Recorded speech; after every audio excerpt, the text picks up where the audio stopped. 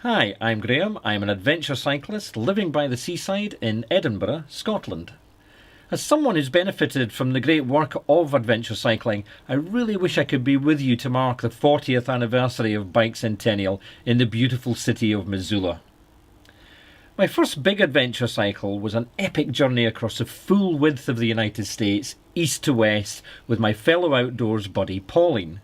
Together we made a feature-length film of our journey called Sleepless Till Seattle. First of all, here's a short montage of the highlights of that adventure.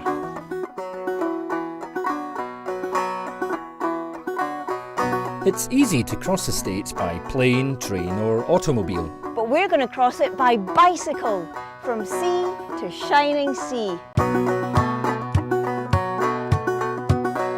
We're going to start here in Plymouth, Massachusetts.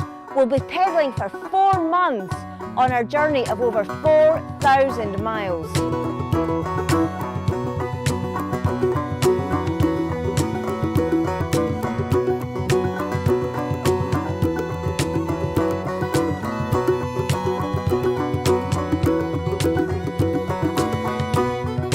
On our way now to the SS Badger. Happy 4th of July!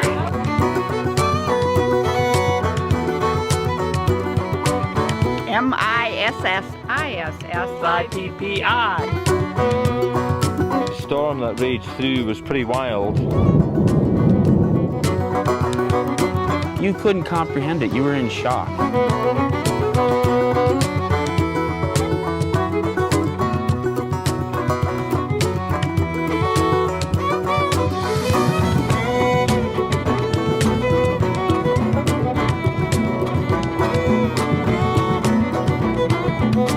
Our biggest fear was black bears.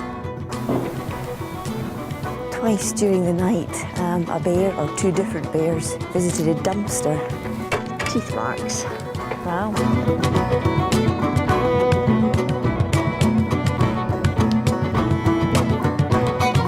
If you want to do something in life, do it.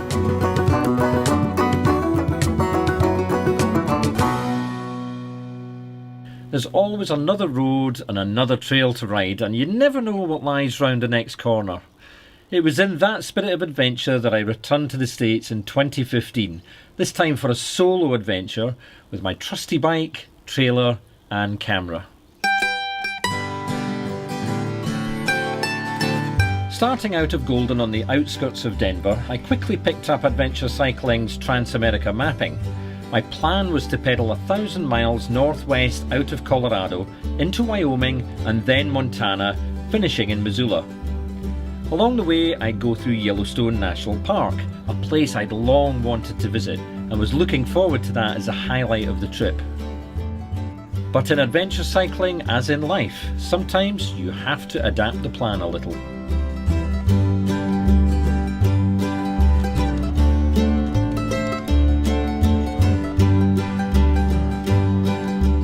They founded this town in about 1878, and it had 300 people, and actually it still has 300 people.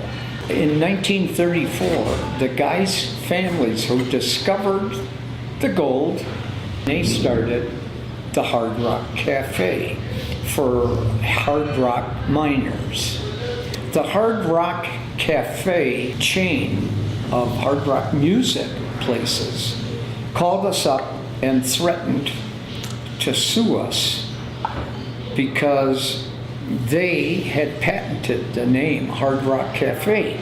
I said, you made an offer to us of $5,000 to take the sign down. We would entertain if you paid us $225,000. Maybe we'd take the sign down. But other than that, get off our ass and quit bothering us. So that's the progression of the Hard Rock Cafe.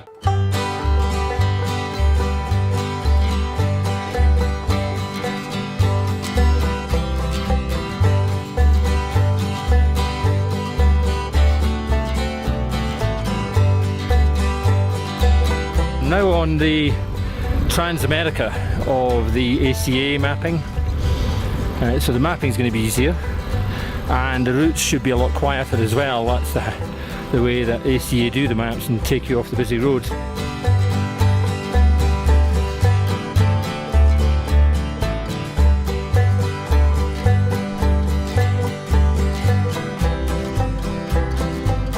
Just a few miles into Wyoming, and already the landscape has really changed.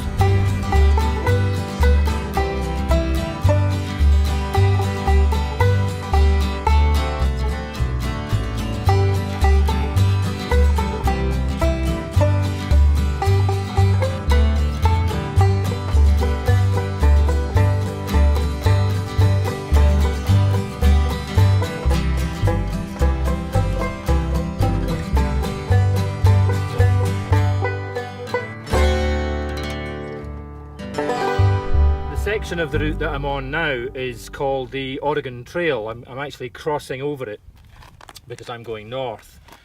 Behind me is Split Rock.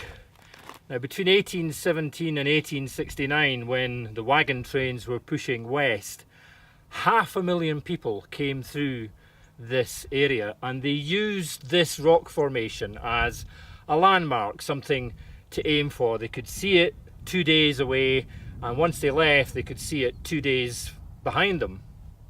So it gave them a focal point and a way through. And the Oregon Trail used Wyoming and this particular section for 3 very important reasons. One, it was a safe passage through the Rocky Mountains. It had plentiful grass for the horses, and it had plentiful water.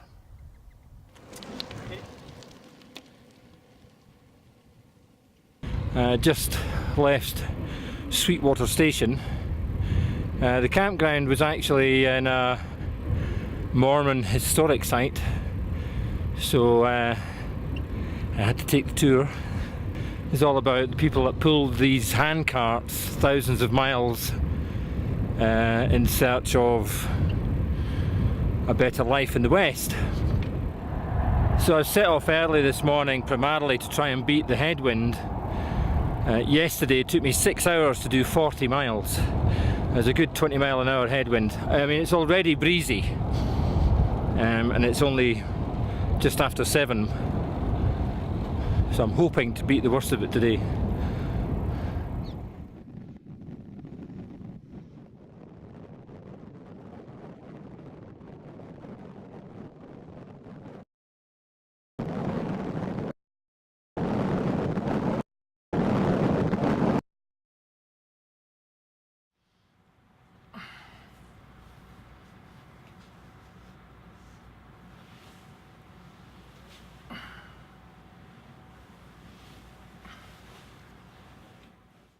I'm lying in room 159, Lander General Hospital.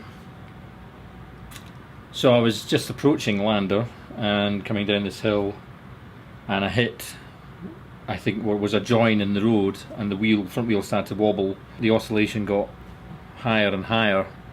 There was no way to really retrieve it. I had fractions of a second to react, but anyway, so crashed. Somehow I managed to, I was winded and bleeding and all the rest of it, and broken wrist. Somehow I managed to get up, retrieve all my gear, get it back on the bike. I managed to get on the bike, I don't know how I managed that, and I freewheeled down the hill for a few miles, basically in the search of a house or something like that. But I came across a couple of workmen, one of which had a big pickup truck, and he didn't hesitate, loaded everything in the back and brought me here to Lander General Hospital, and these guys have been fantastic in looking after me.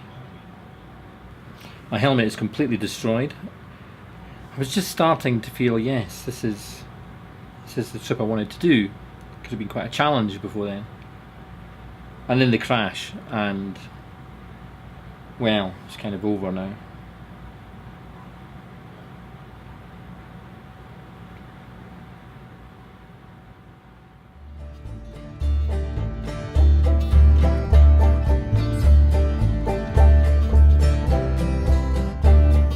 Incredibly, my friends back home organised a bus trip to Yellowstone out of Jackson Hole, where I'd continued my recovery after being discharged from Lander. So despite my injuries, I was still able to see the natural wonders of the park, albeit from a bus seat, not a saddle.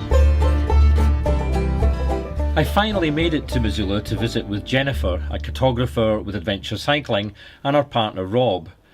Though we'd been in contact by email for a few years, this was the first time that I'd actually met Jennifer and our lovely dog, Tika. But this story doesn't quite end there. Back in Edinburgh, 2 full months passed before I started to feel really unwell and steady on my feet, and I was unable to sleep at night, and I was getting ever worsening headaches.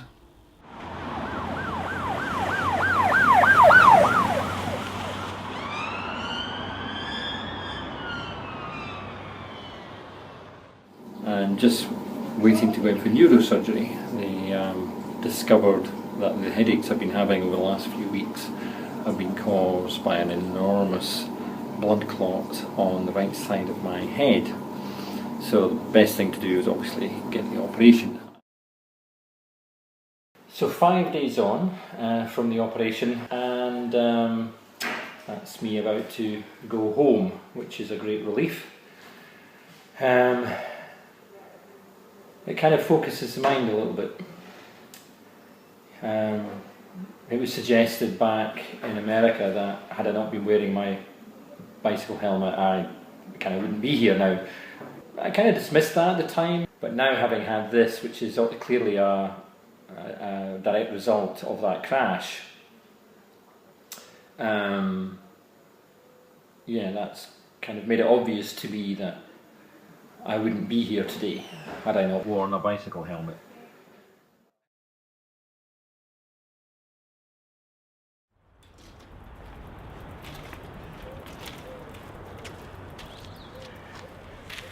So 26th of January today. It's exactly 6 months since the bicycle crash in Wyoming in USA.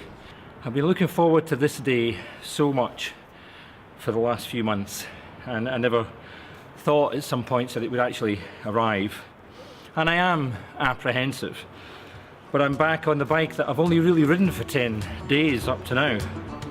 But here I am. This is the end, or should I say, new beginning, and a new helmet.